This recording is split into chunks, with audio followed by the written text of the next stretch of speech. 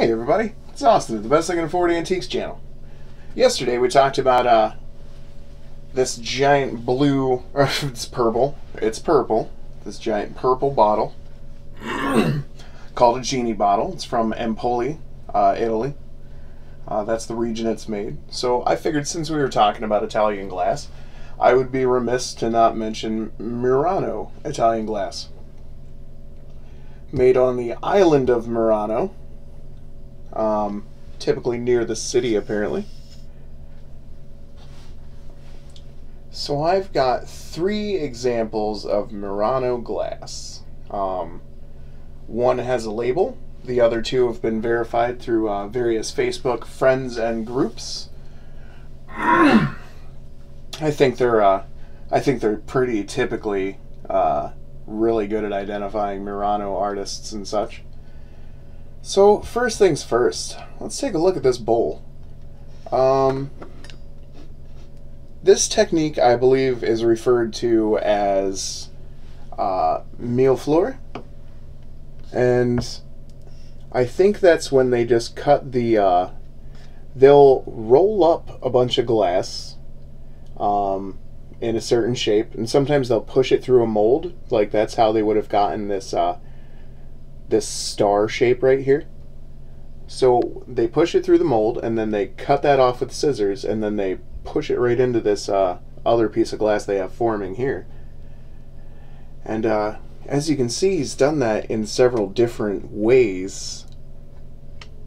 I really like this purple one over here. It gives it a 3D effect. And you see the gold and silver throughout this. I mean, this is a pretty fancy and handsome mold, don't you think? So yeah, I posted this in the Murano Facebook group, and it's probably at Murano, and they seem to think it was definitely a Murano bowl from the 60s. And isn't that lovely? So then I posted this little paperweight, and I had no clue that it might be Murano. But sure enough, someone right away, they were just like, "Oh, that's those guys." I was like, "There's no way." And yeah, I'm not sure how much the bowls sell for. How much do you like that though? Isn't that wild? I'm not sure what this style would be referred to as.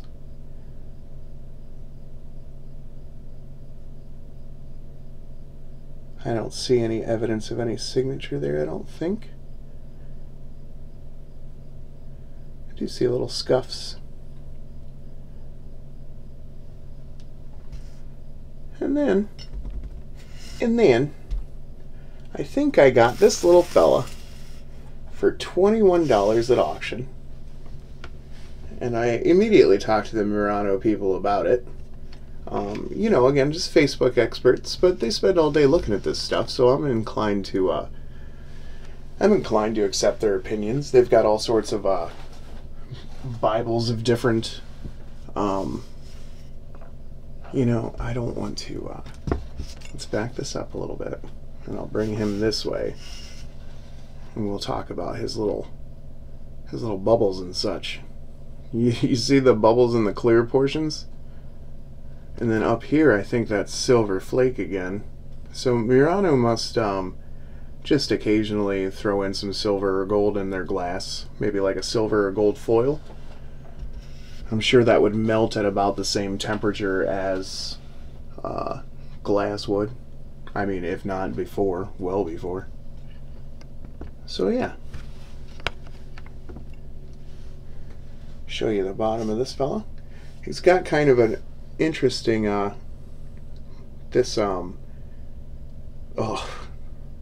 what's it called? Whatever. They set him on something. Texture. Jeez and craw. They set him on something as he was cooling, you know. And I saw somebody in the Murano group post one, a similar fish, but he had the exact same little little indentions on the bottom, the texture. I didn't see a signature on this piece, but I've never really looked that hard, you know, to be honest, so I guess we'll give him a once over while we're sitting here. I'm fingerprinting the boots off of him. You know, I've gotten so much grief about wearing gloves on this channel. but really, every time I don't, then I'm like, oh yeah, look at these fingerprints. Cool. It's real neat. It's real neat stuff. So yeah, I believe, and I don't think I'll get too much argument, I believe these are 3 Murano pieces next to a large Empoli piece. So we've got 4 pieces of Italian glass on the table. Let's talk about something somebody told me was probably by something called a Lampworks. No, they said it should be referred to as Lampworks. This is just a little baby snail. Somebody thought it might be Murano. I don't think you could really, like, definitely say that it was Murano. But it is a very handsome little piece of glass. I think we can all agree. I don't think we can see any sort of signature there. But yeah.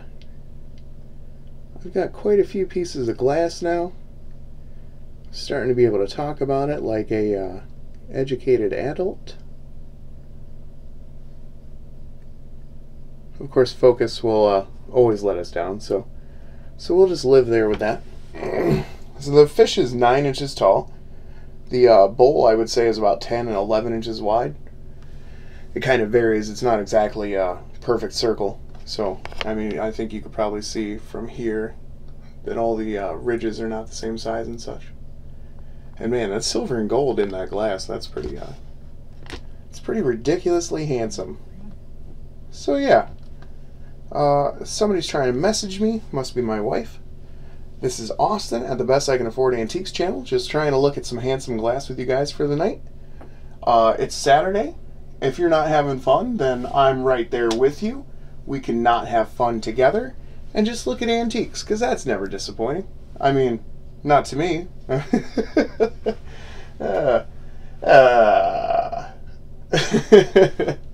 love you guys. This is Austin, Best I Can Afford Antiques channel. Like, share, comment, subscribe, do what you want.